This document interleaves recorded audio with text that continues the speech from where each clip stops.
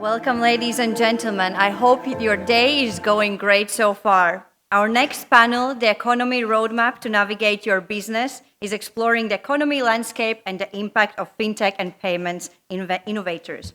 Please help me welcome on stage our moderator, James Hughes, Chief Marketing Officer at Scope Markets, who will introduce his panel. James, dear speakers, the stage is yours. Thank you very much. Welcome, everybody. Let me first introduce the panel. Excuse my Britishness with the names, but I will certainly try. First of all, we have Dr. Stella, and I am going to try with these, all of them. Dr. Stella Morazidou Damta. Thank you. You don't have to round of applause after every single one. Michael Ioannides. Christopoulos, and again, I'm trying again, Ioannides. Karen Johal. Yes. Perfect. And Thomas Bartela. Perfect. Okay, that was the hardest part. I'm glad that's finished. Okay, so we'll start. Obviously, we're discussing here the economy. The title is the Economic Roadmap to Navigate Your Business. Now, I think what we'll start off with, I think it's safe to say that the economy is in a kind of a strange place to say over the last few years, I think, and post-COVID, everything is in a strange situation. We have low GDP, high inflation, high rates, high wages. What would you think, and Stella, if we come to you first, what do you think should be the biggest priority for these major economies? Which of these things should be the things which are addressed as the priority? I think generally we should aim for a balance between GDP growth and low to moderate inflation. GDP is a gauge of the country's health. It's a measure of the total value of goods and services. So when there is GDP growth, it means that we have employment, we have higher disposable income for retail customers, and higher GDP benefits also institutional investors, as they have better growth opportunities and higher expected profitability. High inflation, on the other hand, decreases spending and investments, and consumers save money to earn higher interest. And we see that they are reluctant to borrow, which is something that we see in banking today. Investors and consumers, and especially young couples, are reluctant to borrow at these current rates.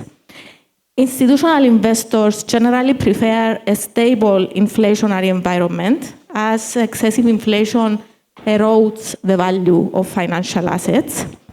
It depends, although, on the sector, because there are sectors, including financial services, banks, that do well in inflationary environments, real estate and energy, commodities. Consumer staples also, whereas sectors including the automotive industry, airlines, retailers are adversely affected. So I would say that priorities shift according to where in the cycle of the economy we are. In a boom environment, controlling inflation takes precedence, whereas in a recession environment, controlling GDP growth and increasing GDP is more important than controlling inflation. Not so long ago, we need to remember that interest rates were very, very low. Actually, banks were charging people who were depositing money in their accounts, but we seem to have forgotten that for about 10 years that was the case. I would say that now interest rates are more normal. It's what we have been seeing in the past. I've been in the banking industry for 33 years. Sometimes interest rates were 9% to borrow and 8% to deposit. So these current rates, for me, are not strange. They are more normal, these current rates. I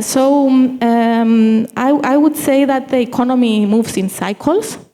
We have the initial recovery, the early expansion, the late expansion, the slowdown, the contraction. So it is a cycle, and policymakers need to balance GDP and inflation according to the current circumstances.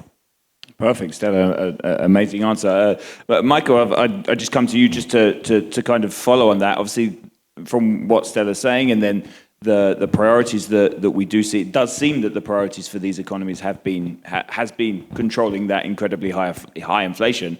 But so in some areas, not particularly well. I mean, what's your saying on this? The priorities that the economy should take? Definitely, my input to that, it will not be from the economy side or from the banker side, but mostly I would say I will concentrate on the technological part, because we know that thriving economies do need technologically proven solutions in terms of vehicle towards managing payments and managing payouts, because that's the fueling of the economy, and that's what we do best. We as Visa, we do concentrate on creating the network of networks around the globe so that we facilitate payouts and payments to everyone. And I believe the key item here is definitely to enable technology. And that was if I'm allowed to say, the playmaker in conditions we have seen all other measures during the pandemic falling down. Actually, in that period, allow me just to note that in the very first 12 weeks of the pandemic, e-commerce grew maybe around 10 times the growth that we had in the last 5 years prior to the pandemic. That's huge. Another factor we should be also aware of is that globally, what moves trade is e-commerce. Mm-hmm. So what is the mechanics behind e-commerce? From our visibility, we're well aware that maybe 65+% of the e-commerce activity is happening on mobile devices.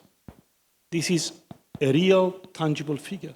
So we need to embrace what's going on with what's next in the economy, how the economy will thrive, what the technologies will need to be there to secure economy running successfully, how we develop a user experience to all consumers, because that's how the economy is driven, how we create that momentum to the users that everything is safe, everything is risk-free, everything is transparent, is seamless, and of course, consumers need to be to have a seamless experience across all channels.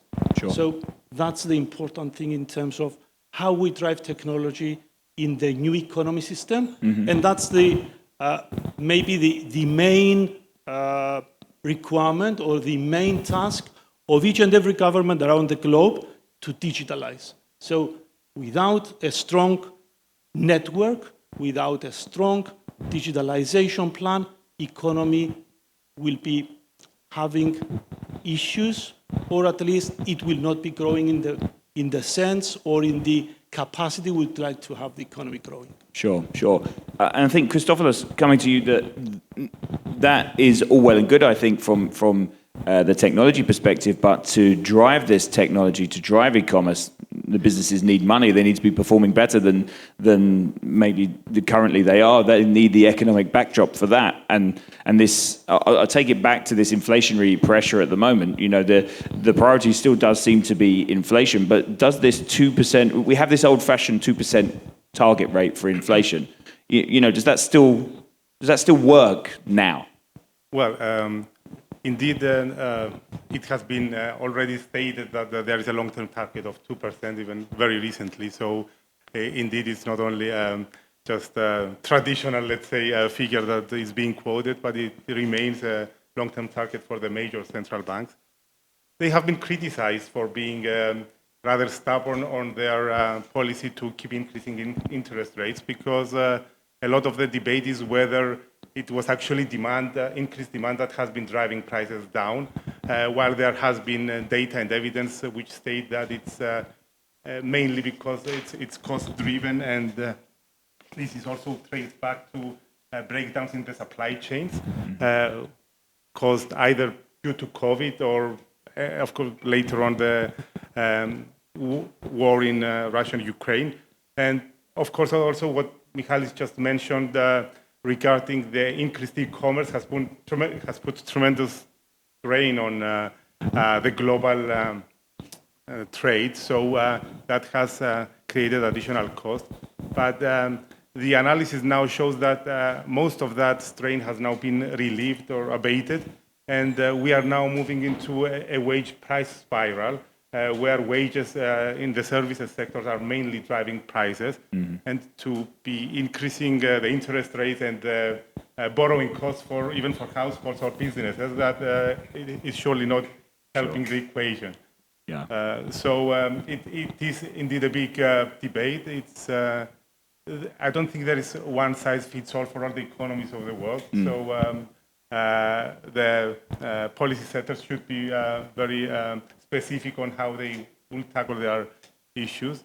But if I add to that, there is indeed some slowdown in the general economy. The GDP estimates have been revised downwards. And from my core business, M&A activity, we've seen that even in fintech, which is the more technological part, the first half of 23, global activity has been down to 55 million from 65 million. So that shows the reluctance of businesses to invest new money. Although this was not global. In America, for example, there was growth. And notably, and specifically to what I was just mentioning about the supply chains, there has been an increased activity in the logistics and supply chain tech, which means that people are looking for more technology to induce more e-commerce. Sure. And also some other specific areas like artificial intelligence and payment systems. So I think the economy is moving to meet technology, but it needs careful treatment in order not to kill it and continue to stimulate. Okay, Karen, coming to you just on this same topic with the economic issue, as Christopoulos said, around inflation has been that is potentially not a one size fits all, but with this inflation being so high and it being so stubborn to come down, it's in the UK it's incredibly stubborn. Okay, we saw a bigger move this week, but it's a little bit more stubborn to come down. Is the way that actually we try and get the inflation down with wages being so high and GDP being middling, is that actually we need more of a recession to bring inflation down in the end? Yeah, I mean, I don't think having more of a recession will ever be good news for any market. I think even though high inflation isn't something that we'd, ideally want to court, it's still better than having super low inflation, which will then lead to a complete recession. It also depends on whether you're a borrower or a lender, right? So obviously, if you've got inflation and you're borrowing lots of money and lots of funds, that's actually going to benefit you. But then what that can do as well, that can actually create an extra burden on the people that are actually lending money as well. Another thing that everyone needs to take into account is that most of this is done in USD. So people need to protect themselves against, fluctuations of that currency. You can use certain things to sort of hedge yourself against that, protect yourself. Currency forwards, for example, is a way to mitigate against that. And you have to be careful as well that emerging markets out there that are owing a lot of money and it is in USD, if USD fluctuates, chances are those emerging markets are probably going to default on the repayment. Okay. Thomas, just to come to you on the broad, take the question back to where it was, and are these economies getting it right in the way in the priorities that they're taking? Yeah, so good question. Obviously, it's very multifaceted. Let me just provide some context, right? So the ECB's primary mandate is price stability. In the US, the FRB, the Federal Reserve Board, has a triple mandate. Number one is maintain employment, maximize employment. Second is price stability. And the third is moderate long-term interest rates. So from that perspective, if we just go back, I understand 33 years in Bank of Cyprus, but let's go back to the 70s, right, in the US. So Paul Volcker, the then head of the Federal Reserve, had to tackle inflation. It's the closest narrative to what we have now. We had energy and banking crisis as well, but driven from different reasons, much unlike now. So what happened is the average inflation between that lost productivity decade, between let's say 72 and 81, 19 years, was 6.8. But it peaked in 1980 at 14%. We haven't seen that here now. But you know what the Federal Reserve did then? They raised the rates to 20%. Thank God we haven't seen that. So if we're talking about what the priority is to drop inflation. So might that cause a recession? Yeah. I'm not saying they're not going to care, but if that's where the data points lead them, that's where they're going to go. So they're very well incentivized to not go there, but not for consumer spending, retail, deglobalization, and all of those reasons. Let's just provide a point of reference. In the US, in the next 12 months rolling, we have 7.6 trillion of US debt maturing. That debt has been financed originally at much lower interest rates. So imagine now at almost 50 to 100%, double that, having to refinance and reissue it. We're talking about upwards of 700 billion in interest payments alone. Just to put things in perspective, the US military's budget is 760 billion. So just 1 year's of interest payments for the US for the higher interest rates and refinancing debt just matches the military's budget. So that's, I'm not so sure that they would just, number one, have the priority to avoid the recession. They'll just follow that. Yesterday, the Fed came out and they said they're leaving the rates, 80% chance that they might raise interest rates in November. Statistically speaking, historically speaking, what has happened in the last 4 out of 5,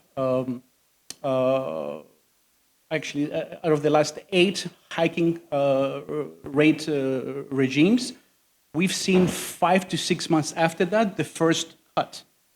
So if we think that the start of the pause is going to be in November, then the earliest, if we're optimistic, we're looking at May or June for rates to drop. More realistically, it could even be in Q3 or Q4 of next year. I don't think they're about to say, well, we think we're going to start dropping. They're not going to announce that, right? So obviously, Powell came out first and said, we think inflation is transitory. Proven wrong on that, but you can't blame them because you're talking about issues with the supply chain, right? So logistics, the employment vector, global geopolitical tensions. So they couldn't see that coming, but they're not about to make the same mistake twice. Sure. No, and I think come back to you, Stella. Just on this situation of no central bank is about to come out and say, well, we're going to hold, and actually in however many months' time we're going to begin the cut, because that would be the foresight there just wouldn't work. But how long do I think there's 2 points here? How long do economies need to keep the interest rates high rather than keep hiking? How long do they have to stay at these higher levels before they cut? And what do businesses have to do? I mean, to navigate through that situation if we say we have 5 years worth of high interest rates? Okay, so how long? As long as it takes. How long is a piece of string? Indeed, as Thomas said, the ECB says that price stability is its mission. We have seen Christine Lagarde, the president of the European Central Bank. She has raised interest rates last week because she wants to fight inflation. So I expect that she will keep these rates high at least for the next year, although it's a bit dangerous to make predictions in this we won't hold you to fluid environment, and things change. I think that businesses need to diversify. They need to have many suppliers so that they are not, if they only have one supplier or two suppliers or suppliers in the same region, they are exposing themselves to risk. They need to see in what currency they are paying and hedge that currency risk. They need to be careful of their gearing, because if they have high leverage and their marginal return is lower, then there will be a an impact on their liquidity and on their profitability. So it is a multifaceted and very challenging thing to do with when you're leading a business. And I think financial literacy plays a big role here because as a banker, I see people, especially in Cyprus, there were some statistics coming out a few months ago. Only 1 in 3 people are financially literate. So when you enter into contracts, you need to understand the driving forces of what can change. You need to understand interest rates. You need to understand maturities. You need to understand penalties. So I think financial literacy is very important, and banks have a role to play here to educate people so that their eyes are open, they understand the risks, and they can navigate and take informed decisions. For sure. And just coming to you, Michael, on this, I want to change tact a little bit here and focus on the fact that from your perspective and in your expertise, COVID, post-COVID, obviously the world has changed, but the way the payments world has completely changed. You know, the fact that the life has had to focus on less cash being around, you know, and much more focus on technology. How do businesses move? It seems like COVID was a long time ago now, but we're still moving through that change. How do the businesses continue to go through that change? Well, it's a great question, and obviously businesses do adapt in the technology environment a lot.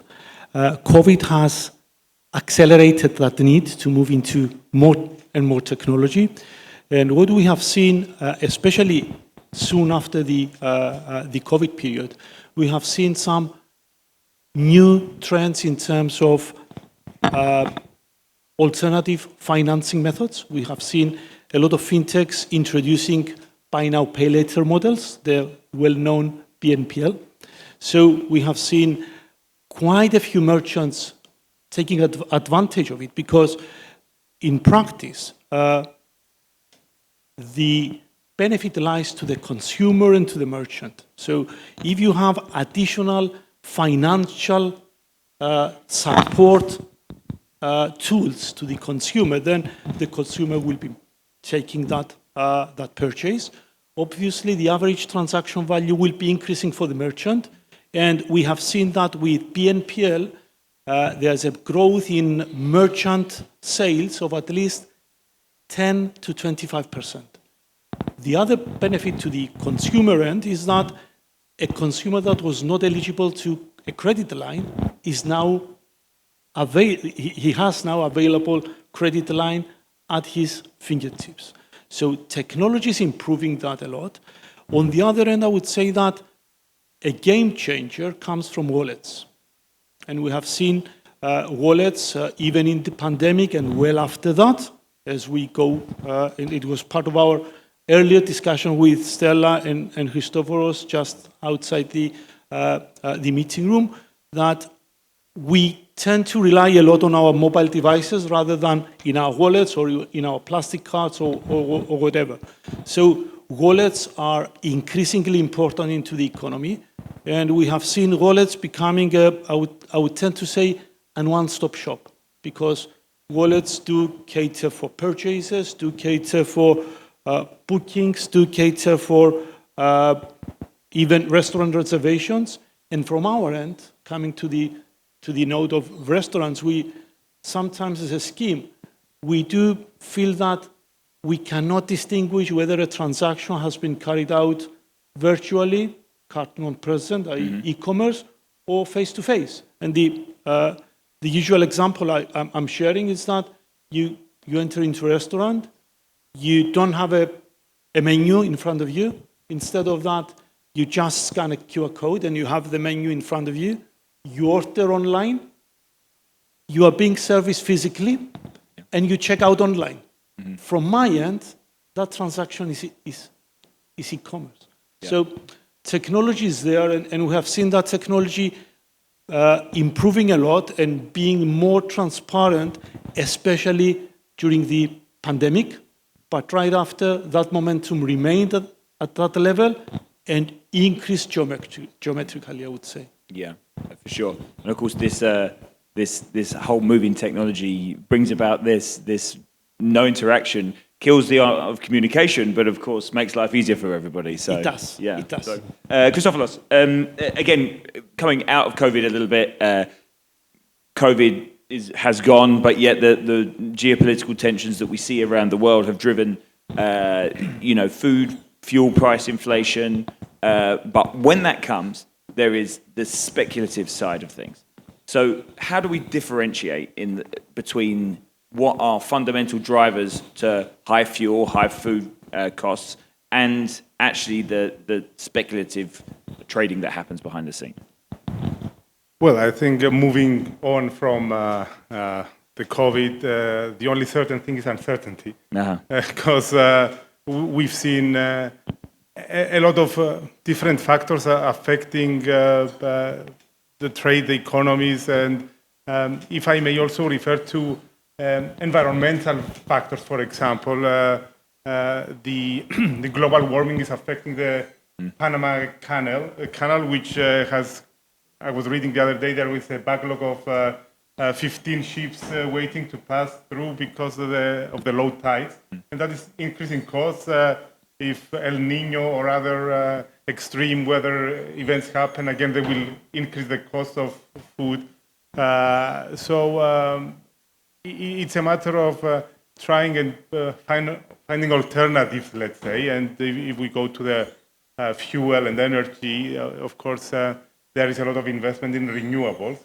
But then again, there is a term called greenflation, which is prices rising due to investment in green technologies, which is maybe in a whole life assessment of that investment, it does make sense, but at this initial stage is probably creating additional demand and increasing prices in some respects. So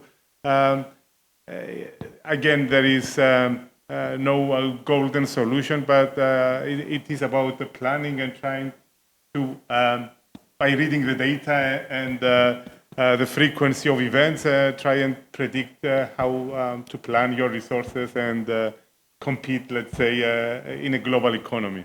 And also we've seen that there is a trend now from China, companies moving out into Philippines. There is also Vietnam, Mexico, as new destinations, which means that what Stella also mentioned at the beginning, everything is in a cycle.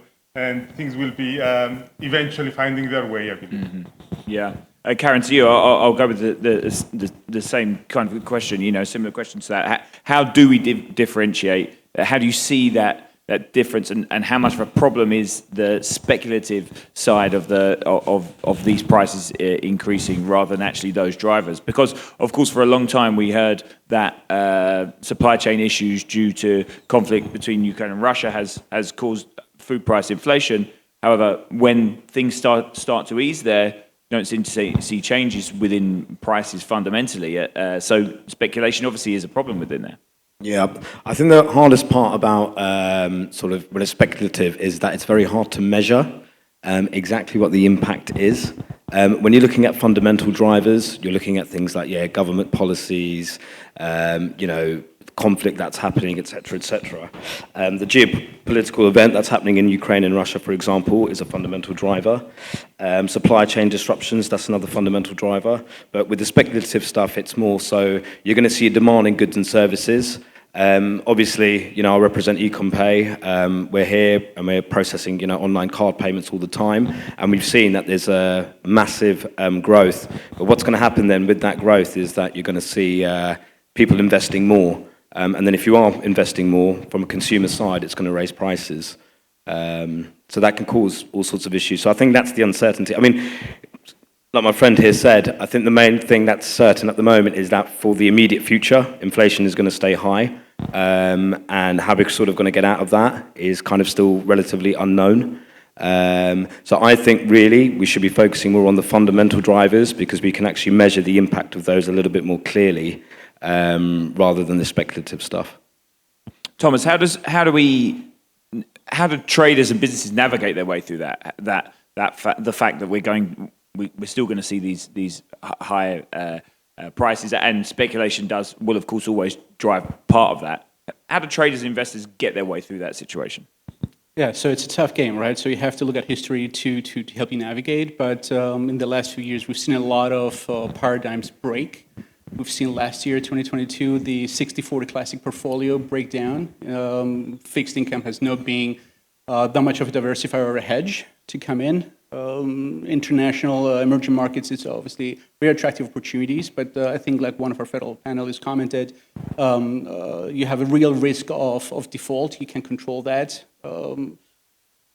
We're looking at ex-China. You have to see whether your business or your values align, and wherever else you're also invested in. But you have to look at internationally the risk both from top down, so you're looking at from a macro-prudential framework fiscal prudence, and then also from a bottom-up framework, you have to see the balance sheet of the company, how they manage their debt, how their leadership is navigating the current environment. Speaking of which, I want to bring up an important point. In the last 5 recessionary environments we've had, with the exception of COVID, so let's say 4, when you've had a yield inversion, right? So the 10-year treasury is paying less than the 2-year. Obviously, that means there's a lot of volatility and uncertainty in the markets, right? They can price out something that far out. There's been a recession. And we have this now since June of last year. And within 24 months, you have a recession. If a recession happens, you see equities tanking first and then earnings. Now, if you think that we've seen equities tanking in October, November of last year, we still haven't seen earnings, at least not from the US side. Very strong earnings is still coming through, although you have maybe 7 to 10 companies just leading a lot of the indices. I think there's a real risk here, and there's 2 things I want to add to that. One is, what if the central bankers overshoot their mandate? You know what's going to happen after that? Quantitative easing, exactly the opposite, which is reflationary. And if they fail and the narrative for higher for longer sticks around for beyond 2024, then you're looking at stagflation, where you have persistent finicky inflation to tackle, you have high unemployment, and then you also have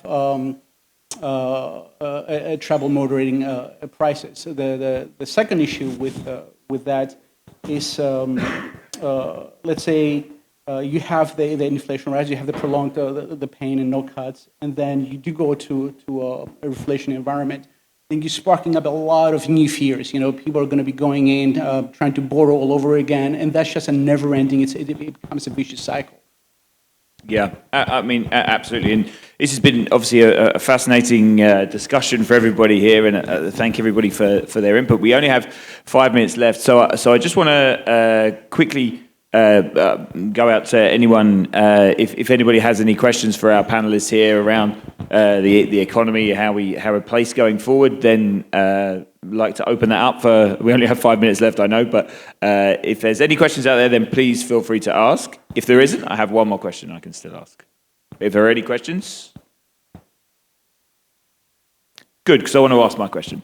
And the last question I have, and just bear in mind we only have 5 minutes and I'll be getting stared at from the back, I know. But just very quickly, a rather large question for a quick answer, but Stella, starting with you, for 2024 and the economic outlook from a business perspective, what's the major focus? What should businesses be focusing on? I asked for short answers on the biggest question, but... I will answer that from the side of banks.